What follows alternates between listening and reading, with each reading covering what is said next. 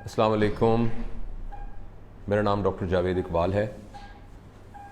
मैं 1979 में Nishtar medical college में दाखिल हुआ था और मैं अभी चंद महीने पहले प्रिंसिपल कायदे आज़म मेडिकल कॉलेज के तौर पर रिटायर हुआ। मैं एक सर्जन हूँ और लेप्रोस्कोपिक सर्जरी काइंड ऑफ मेरी सब स्पेशलिटीज़ है। मेरे इस पूरे सफ़र के दौरान 35-36 साल का सफ़र, इस सारे सफ़र के दौरान चंद वाक़यात ऐसे हुए जो मेरे लिए एक प्रोफेशनल चैलेंज था। उनसे एक वाक़या उस वक्त हुआ जब मैं मुल्तान में रजिस्ट्रार था निश्तर मेडिकल कॉलेज में, और वहाँ एक मदरसे के अंदर एक मंदिर को गिराने की कोशिश की गई। वो जिस वक्त बाबरी मस्जिद का वाक़या हो रहा था, और जब वो गिरा तो उसके नीचे मदरसा था और उसमें बेशुमार बच्चे नीचे दब गए। और मैं ऑन कॉल था और सारी रात हम फाइट करते रहे। बहुत सारी लेप्रोटमीज़ की हमने, ऑर्थोपेडिक वाले कोलीग रहे, पूरा शहर खून देने के लिए आ गया और वो एक बहुत बड़ा चैलेंज था जिसमें से गुजरा। उसके बाद मैं कुछ बरस पहले जब ये ऑयल टैंकर में आग लगी अहमदपुर के करीब, तो मैं उस वक्त head of department of surgery था और वो रमज़ान शरीफ का आखिरी दिन था, आखिरी रोज़ा था और अगले दिन ईद थी। और उस वक्त आपको पता है कि वो जो ट्रॉलर का सानिया हुआ, 350 एमरजेंसीज आई और हमने वहाँ बैठ कर अपने क्राइसिस उसी वक्त आधे घंटे के अंदर एक क्राइसिस हॉल बनाया, टीमें बनाई। मेरा अपना बेटा जो कि पीजीआर था फर्स्ट ईयर का, उस दिन उसने सेंट्रल लाइंस जो हैं 86 डाली एमरजेंसी के अंदर, 86 लोगों को। और वो ये था कि हमने एक टीम बना दी। एक टीम जो है वो आईवी लाइन डालती थी, एक टीम जो है वो ड्रेसिंग करती थी, एक फ्लूइड लगाती थी। इस तरीके से पूरे काम को किया और सुबह फजर से लेकर 2 बजे तक हमने पूरी एमरजेंसी को क्लियर कर दिया। जिसको जहाँ शिफ्ट करना था शिफ्ट कर दिया, जो भी सब कुछ था। इसके अलावा पिछले दिनों ट्रेन में जब आग लगी तो वो भी एक क्राइसिस था। वो इत्तेफाक से वो भी मैं सेंटर ऑफ द अफेयर में था, मैं प्रिंसिपल था उस वक्त, वो सारा किया। लेकिन मेरी सारे प्रोफेशनल कैरियर के अंदर कोरोना जैसा वाक़या कभी नहीं हुआ। और आई एम श्योर दुनिया में जितने लोग अब इस वक्त लिविंग हिस्ट्री के अंदर मौजूद हैं, और कुछ लोग ऐसे भी होंगे जिन्होंने बड़ी बड़ी वबा के बारे में सुना होगा। फेमस कॉलरा की वबा हुई थी और एक फेमस मलेरिया की वबा हुई थी। ताउन की बीमारी पुराने ज़माने से, प्लेग की जो है वो चलती आ रही, सुनते हैं उसके बारे में। मगर ये बीमारी जिसमें पूरी दुनिया के दरमियान बनने वाली सारी सरहदें टूट गई, सारे बड़े छोटे की तमीज़ ख़त्म हो गई, कारोबारी ना कारोबारी उनके दरमियान की हदें ख़त्म हो गई, काले गोरे में तमीज़ ख़त्म हो गई, वेस्ट और नॉन वेस्टर्न के अंदर तमीज़ ख़त्म हो गई। तो इतना बड़ा क्राइसिस कभी नहीं आया। और मैं ये समझता हूँ कि मुझे ज़िंदगी में पहले भी खैर इस बात पर बहुत फ़ख्र था, लेकिन अपने डॉक्टर होने पर अब एक सही फ़ख्र महसूस हो रहा है। और मुझे ये एहसास हो रहा है कि ये कुछ जंगें ऐसी भी हैं कि उस जंग के अंदर जो हरावल दस्तरा है वो doctor, nurses, paramedics and support staff है। और पूरी दुनिया को ये बात पता लग गई है कि डॉक्टर्स बुनियादी तौर पर, और नर्सेज और पैरामेडिक्स और टेक्नीशियंस और रेडियोलॉजिस्ट और रेडियोग्राफर्स और फिजियोथेरेपिस्ट और फार्मासिस्ट और सारा support staff, theatre assistants, theatre technicians, anaesthetist, ये वो लोग हैं जो इस जंग में फ्रंट पर हैं। अगर ये जंग जीतनी है तो इस फौज ने जीतनी है। अच्छा, जहाँ ये बहुत बड़ा ऑनर है, हमारी एक अजीज़ा हैं वो NHS में काम करती हैं और वो हमेशा ये शिकायत करती होती थी कि वलायत के अंदर डॉक्टर की कोई इज़्ज़त नहीं है और डॉक्टर की कोई बात नहीं सुनता। और वहाँ जैसे पाकिस्तान में बड़ी इज़्ज़त है, जहाँ जाओ मैं डॉक्टर हूँ तो बड़ी इज़्ज़त होती है, यहाँ तो कोई पूछता भी नहीं है। तो उसने मुझे कुछ दिन पहले ही फ़ोन करके बताया कि वो वहाँ एक डिपार्टमेंटल स्टोर में गई तो वहाँ लाइन लगी हुई थी, एक एक फासले पर लोग खड़े थे। तो ये अपने स्क्रब में ही थी, तो इनको देखते हुए तो बाहर एक बंदे ने कहा, are you an NHS worker? उसने कहा यस। उसने कहा here we have an NHS worker. तो जितने लोग खड़े थे सबने तालियां बजानी शुरू कर दी और उसने कहा कि एकदम लोग परे हो गए। मैं अंदर चली गई, अंदर उन्होंने मेरे हाथ से सैनिटाइजर से साफ किया और जो मैंने लेना था 2 मिनट के अंदर मैंने वो लिया और उन्होंने मेरा शुक्रिया अदा किया और पूरा हॉल तालियां बजाता रहा और मैं तालियों की गूंज में बाहर निकली और मुझे फ़ख्र हुआ कि मैं एक डॉक्टर हूँ। इसी तरीके से मुझे आज फ़ख्र है कि मैं एक डॉक्टर हूँ। मुझे ये भी फ़ख्र है कि मेरे बच्चे डॉक्टर हैं।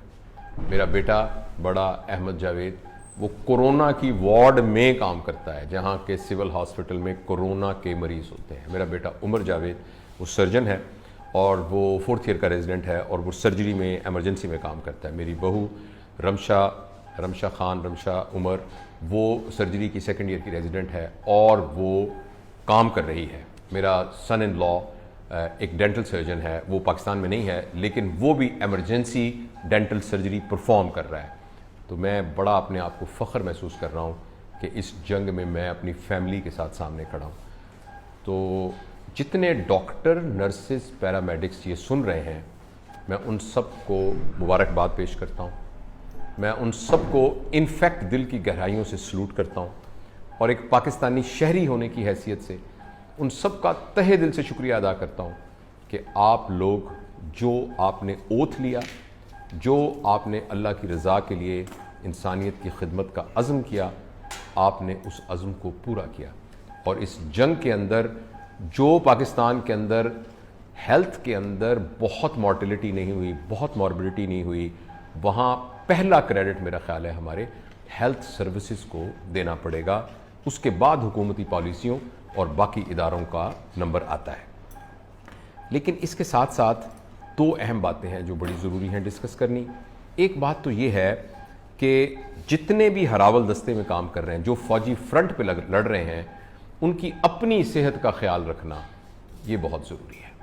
लिहाजा जितने भी अथॉरिटीज़ हैं हमारी, हुकूमत, हेल्थ डिपार्टमेंट्स और जितने भी सिविल एडमिनिस्ट्रेशन, उन सब से ये गुजारिश होगी कि किसी भी डॉक्टर, नर्स, पैरामेडिक, अस्पताल में काम करने वाले की अपनी सेहत को अगर प्रोटेक्ट नहीं किया जाएगा, अगर उनके लिए एक स्ट्रिक्ट प्रोटोकॉल नहीं होगा जिसमें उनकी सफाई का कैसे ख्याल रखना है, उन्होंने कौन से कपड़े पहनने हैं, उन्होंने मास्क कैप किस क्वालिटी का पहनना है, उन्होंने जब मरीज़ों को देखना है तो इर्द गिर्द के माहौल को कैसे लुक आफ्टर करना है, उन सब का ख्याल रखना ये जिम्मेदारी है उन तमाम लोगों की जो बेनिफिशरी हैं, यानी पूरी कौम, इन तमाम लोगों की कुर्बानी के।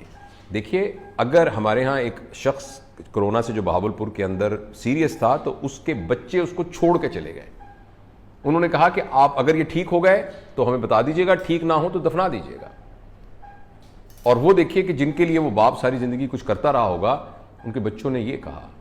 इसी तरीके से आपने बहुत सारे देखी हैं फिल्में, वीडियोस जो हैं कि बाहर के दफनाने में प्रीस्ट आया, वो भी पीपीईज पहन के, और उसने बस अपना वो जो कुछ रिलीजियस सेरेमनी है वो की और कोई फैमिली मेंबर मौजूद नहीं था। ऐसे में डॉक्टर उस पेशेंट की सिक्रीशंस के साथ और उस पेशेंट के साथ यानी उसके जितना रिस्क है उस सारे के साथ उस पेशेंट को फिजिकली टच कर रहा है, ऑपरेट कर रहा है, मैनेज कर रहा है, तो ये कोई मामूली बात नहीं है। लिहाजा उसकी हिफाजत की जिम्मेदारी लेनी चाहिए और स्टैंडर्ड प्रोटोकॉल को फॉलो करना चाहिए, एक बात। और दूसरा, डॉक्टर, नर्सेज और उनसे मेरी गुजारिश ये है कि इन सारी प्रोटेक्शन के बाद उन्हें डरना नहीं चाहिए और घबराना नहीं चाहिए। देखिए, दुनिया में जितने लोग मरे हैं सारे को डॉक्टर नहीं है। ऑब्वियसली जब आप फ्रंट लाइन के ऊपर होंगे तो गोलियां पहले सामने आती हैं, लेकिन अगर आप पूरी तरह प्रोटेक्टेड हैं और आपकी इम्यूनिटी अच्छी है तो आपको कुछ भी नहीं होगा। लिहाजा ये जो बात है ना कि मैं काम ही नहीं करता, और ये जो बात है कि अपनी ड्यूटी से भाग जाना, और ये है कि उस सिलसिले के अंदर एक खौफ की कैफियत में रहना और डिप्रेशन की कैफियत में रहना, ये मेरे ख्याल में किसी तौर पे मुनासिब नहीं है।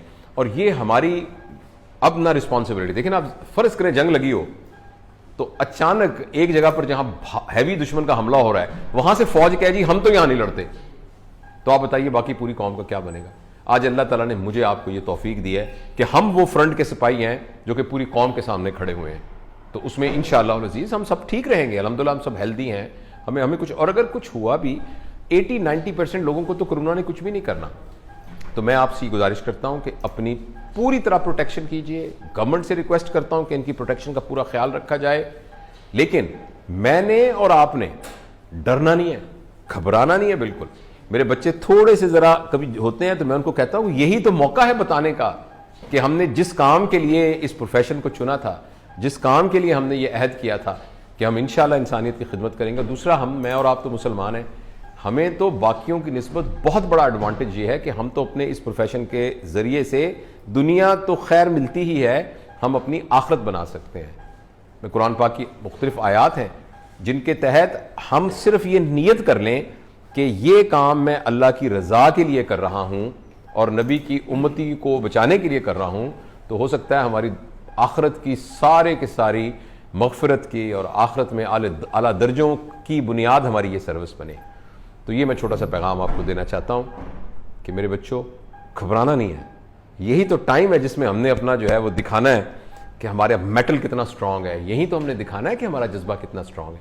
पीछे नहीं हटना हमने इंशाअल्लाह, और ये कौम को साबित करके बताना है कि जो इतने अरसे से हम शोर मचा रहे थे ना कि डॉक्टर जो है और मेडिक्स जो हैं ये रीढ़ की हड्डी हैं। अब सबको समझ में आ गया होगा कि वाकई हम इसलिए कह रहे थे कि डॉक्टर की कदर करना और पैरामेडिक्स की कदर करना वो बहुत ज़रूरी है। तो अल्लाह ताला हम सब की मदद करे। शुक्रिया।